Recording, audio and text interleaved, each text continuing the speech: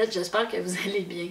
Alors, je me présente, je m'appelle Annie et je suis l'animatrice de ce petit podcast tricot. Bienvenue dans ce 56e épisode, je crois. Ça avance, on s'en rend même plus compte. Bon, cette semaine, j'ai eu une semaine un peu chaotique à l'image de mes projets tricot.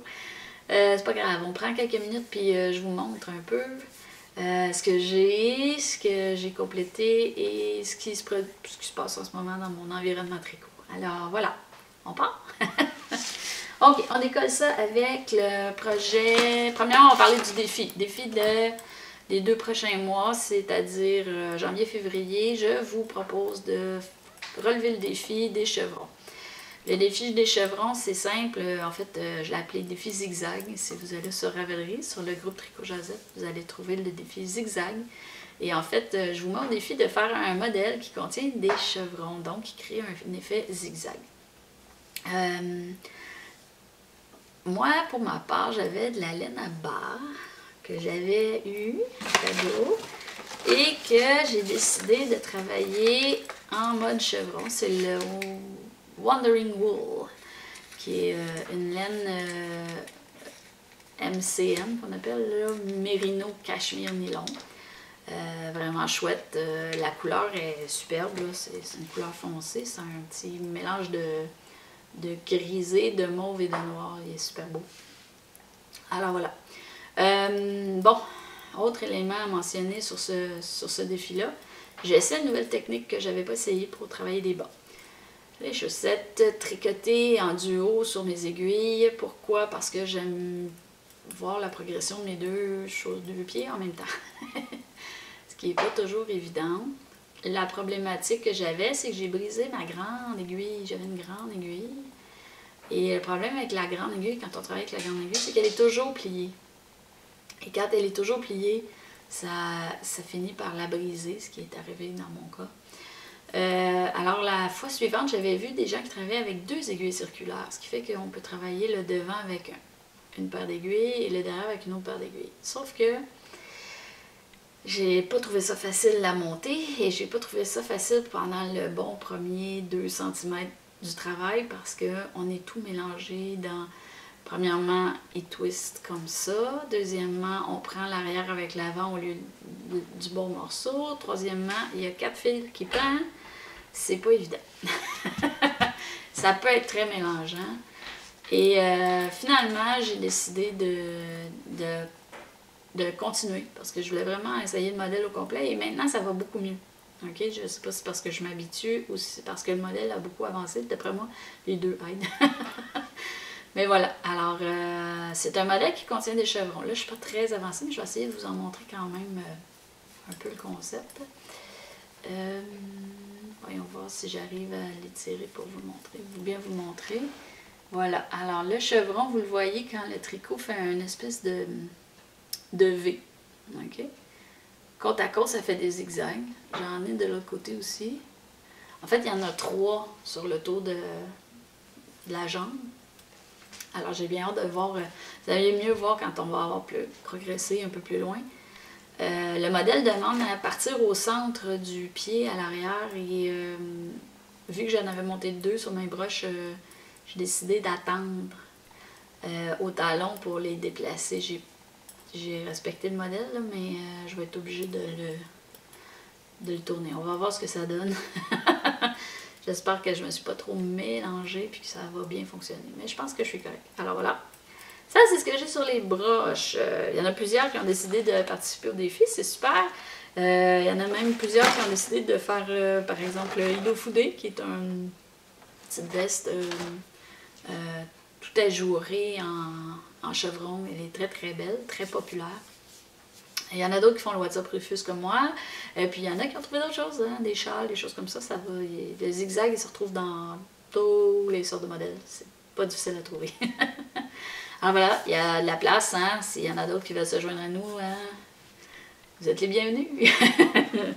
Alors voilà, ça c'est le premier projet que j'ai sur mes broches. Le deuxième projet que j'ai sur mes broches, bon, je vous avais dit que mes pantoufles avaient généré des demandes, entre autres mes filles. Camille et Rose ont choisi des pantoufles et Camille a choisi une pantoufle au crochet que j'ai décidé de monter. Elle avait trouvé des restants de balles au sous-sol qui lui plaisaient et on a décidé de le monter dans cette laine-là. Alors voilà. Il y en a qui vont la reconnaître, c'est la fameuse pantoufle en point crocodile. J'ai pas beaucoup de talent au crochet, vous m'excuserez. Elle semble petite, là, mais elle fait à Camille qui porte du 10. Du 10 de grande madame. C'est très élastique, ça lui fait bien. Alors voilà, on a choisi de faire juste 4 rangées de dents de crocodile. Et puis, j'ai commencé l'autre. Le pied est fait, est en train de monter le dessus du pied ici. Là. Je suis à peu près ici, là, dans le modèle. Ça avance bien. Ça me fait du bien de faire un peu de crochet. Ça faisait quand même relativement longtemps que j'en avais pas fait. Alors voilà. C'est sympathique. Un autre projet que j'ai sur broche, je vous avais dit, c'est la folie sur mes broches, il y a de l'achalandage. Le vodka limonade. Bon, le vodka limonade.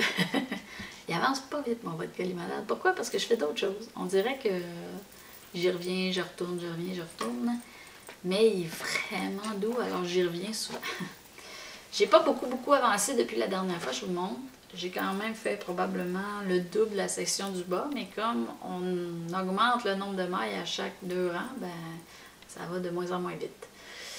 Mais c'est pas grave, ça avance bien. La portion, quand je fais un chandail qui part du haut vers le bas, c'est la portion que je trouve le plus long d'arriver à l'épaule. Mais ça va être joli, doux et confortable. Et puis là, je manquais de marqueurs de mailles. Alors, je me suis amusée et je me suis fait des petits marqueurs de mailles ici. Et puis j'ai fait, tiens, la tortue aussi, tiens, que je pourrais vous montrer. Ah, elles sont belles, hein? Il y en a des jaloux. Non, c'est mon nouveau dada, là. Je me fais des outils. Ça m'amuse. Et puis voilà. Alors, ça, c'est la progression sur mon vodka limonade. J'ai eu des échanges avec quelqu'un qui en faisait un aussi. J'espère que ça va la motiver à le continuer. Pour ma part, j'avance lentement mais sûrement. Hein? Alors voilà, ça c'est ce que j'ai présentement sur mes broches. Maintenant, projet terminé. Ok, là c'est un de 2. Je vais vous montrer un de 2. Mise en contexte, ça va faire plaisir à Sébastien du bureau. Salut Sébastien. On va faire un petit clin d'œil. Bon, je vous mets dans l'histoire. J'ai quelqu'un qui travaille avec moi au bureau, Daniel, qui a 2 poules.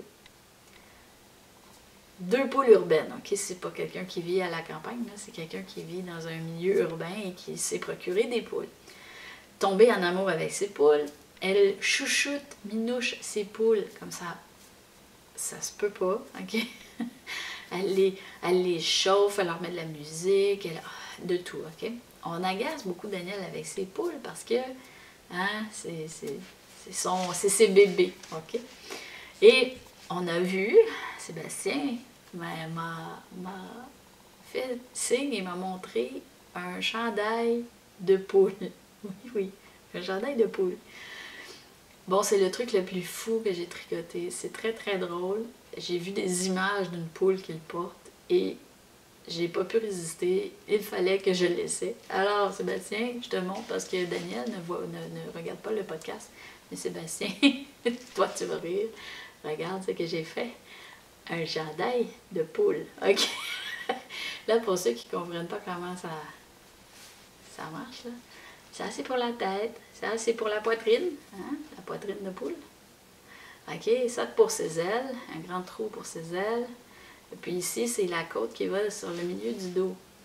Ça attache avec 2 boutons de chaque côté, comme ça. Et vous avez un chandail de poule. Écoutez, un chandail de poule avec des câbles. Vous ne pouvez pas dire qu'elle n'a pas gâté cette poule-là.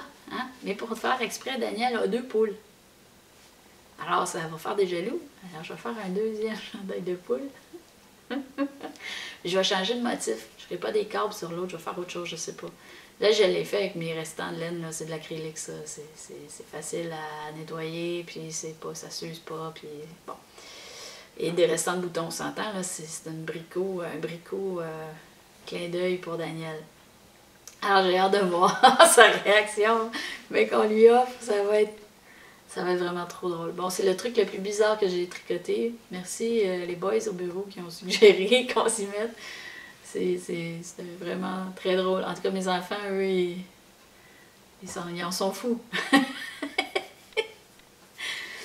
Bon, ça fait le tour de mes projets terminés. Hein? Je sais pas, je vais probablement avoir des pantoufles crocodiles la prochaine fois, mais pour l'instant, elles sont pas terminées. Dans les nouvelles, bon, j'en profite parce que la dernière fois, j'ai oublié de vous dire que, entre autres, Ravelry. Bon, pour celles qui avaient été sur Ravelry, c'était pas disponible en français. Depuis la période des fêtes, Ravelry est disponible en français. Plusieurs des membres du groupe ont participé aux traductions des pages, des mots et tout ça. Je vous dirais, c'est pas 100% correct, mais c'est très très bien pour les francophones qui veulent intégrer le site. Alors, pour celles qui avaient été rebutées par le fait que c'était en anglais, je vous invite fortement à y retourner. Vous allez sur le site de Ravelry, R-A-V-E-L-R-Y, et vous vous inscrivez. Je ne sais pas si à l'inscription, on vous demande la langue, probablement maintenant, mais si on ne vous le demande pas, c'est pas grave. Vous vous inscrivez. Une fois que vous êtes rentré, vous pouvez modifier la langue de la page en français. Et là, vous avez accès à tout ce que je vous parle depuis 2-3 ans en français. Le site, de toute façon, notre blog, notre discussion sur Ravelry est toujours en français. Et puis, il y a des modèles qui sont disponibles en français, pas tous, mais il y en a beaucoup quand même. Et puis, voilà, c'est super sympathique. Je suis vraiment contente qu'on ait progressé et on fait de la traduction en français et en allemand, si je ne me trompe pas. Alors, c'est vraiment génial. Si vous n'êtes pas allé sur le groupe de Ravelry, je vous invite à aller y faire un tour. C'est maintenant beaucoup plus facile pour tout le monde d'y participer. Alors voilà, ça c'était mon petit mot. J'avais oublié de le mentionner la dernière fois, mais j'y tenais. Une deuxième chose, correction pour le défi, les pantoufles de Noël. J'avais fait un tirage et notre gagnante ne répondait pas aux critères. Elle m'a fait signe, c'est même pas moi qui s'en ai rendu compte, c'est la gagnante qui m'a fait signe, m'a dit « Ah, je réponds pas aux critères, j'ai entré dans la discussion pour participer, mais j'avais déjà débuté le projet avant. » Bon. Et alors, elle remettait son cadeau au groupe pour que je puisse refaire un tirage. C'est ce que j'ai fait et c'est Mick la Souris qui a gagné. Alors, bravo Mick la Souris. J'ai déjà contacté Mick la Souris. Elle est très heureuse d'avoir remporté ce petit cadeau, ce petit prix. Alors voilà, donc pour les défis en cours, il y en a un autre hein, que je ne vous ai pas parlé encore cette fois-ci. C'est le défi C'est bien chez soi. C'est bien chez soi. Je vous invite, ça c'est un défi un peu longue haleine, ok? Donc on se donne toute la saison pour le faire. Et l'idée c'est de faire un petit morceau pour la maison, habiller votre chez vous. Hein? Pour ma part, je vous avais dit, je veux faire quelque chose qui va me faire pratiquer un peu le crochet, je veux faire quelque chose qui va habiller ma table. Parce que j'ai rien sur ma table présentement, je mets une nappe pour le souper et après, elle retourne sur le bois. Et là, j'ai décidé de sortir les vieilles affaires. Bon, il y en a que ça ne dira rien, puis il y en a que peut-être qu'il y en a que ça va allumer des lumières. Ma mère, quand j'étais, avant que j'arrive, je pense, avant que j'arrive au monde, était abonnée à De Fil en Aiguille, qui était un magazine où elles envoyaient, je crois, où elles l'achetaient en boutique, un petit magazine. Je vais vous montrer une image, ça vous va trahir l'âge, là. OK? Mais il y a des modèles, des techniques, et ça partait du... Je crois que j'ai 5 livres comme ça, 5 cartables qui contiennent les volumes de chaque année, je crois. Et ça partait de l'explication de base de comment faire un point tricot, comment monter, tout ça. Mais ça parle du tricot, du crochet, de la dentelle, de la broderie, du macramé, de la couture, du point point de croix, du fuseau. Bon, vous voyez un peu le type de magazine. C'est vraiment sympa. Et je les ai gardés parce que c'est tout ce que j'aime qui est là-dedans. Bon, c'est sûr que les images sont un peu vieillies. C'est sûr que les modèles proposés ne sont pas toujours à la page. Mais j'ai trouvé quelque chose pour habiller ma maison que je trouve vraiment chouette. Je vais en faire un dérivé. Ok, je vous montre. C'est le lit à la mode irlandaise. Ok? Ça, c'est ce qui était proposé. Et là, je pense que vous voyez quand même bien la photo. Si je vous montre, celle-là ici. Voilà. Ça, c'est le motif. Ok? L'idée, c'est de produire ce qu'ils appelle le centre, c'est une grosse rose. Ok? Et autour, il y a 4 volutes qui sont faites autour. Ça crée le carré. Je ne sais pas si vous voyez, là, regardez là, vous voyez un carré. Ok? Et pour boucher comme le coin de chacun des carrés, c'est une petite rose.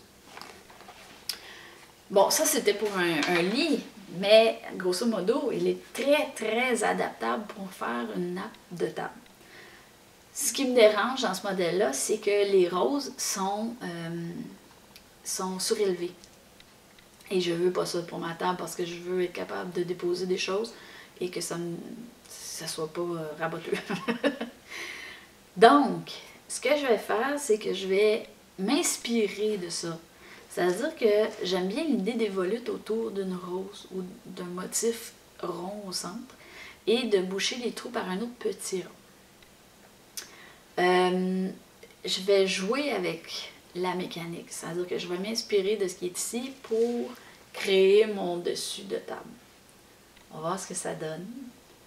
Mais je suis contente, j'ai vraiment trouvé l'inspiration. Ça va être vraiment à partir de ce modèle-là qui était dans le magazine, écoutez, de fil en aiguille, le guide hebdomadaire numéro 43, hein, qui était celui-là ici. Et puis voilà, c'est ça qui va être mon projet, ok? Et là, je sors des vieilles affaires, hein? Pensez pas que j'avais des choses de même? Ok, alors voilà. Ça fait le tour, je pense, pour cette semaine, de ce que j'avais à vous dire. Ah oui, je glisse un petit mot. Bon, pour ceux qui fréquentent mon petit site web qui contient mes podcasts, mais aussi parfois des billets de blog et des choses comme ça, vous avez peut-être vu du changement. Il y a du mouvement sur mon site. On le réinvente. Et puis, c'est ça, je travaille à l'intégration d'une petite boutique en ligne là-dedans. Ça va être sympathique aussi. Alors voilà. Sur ce, je vous souhaite une belle semaine. Et puis, on se revoit à la prochaine.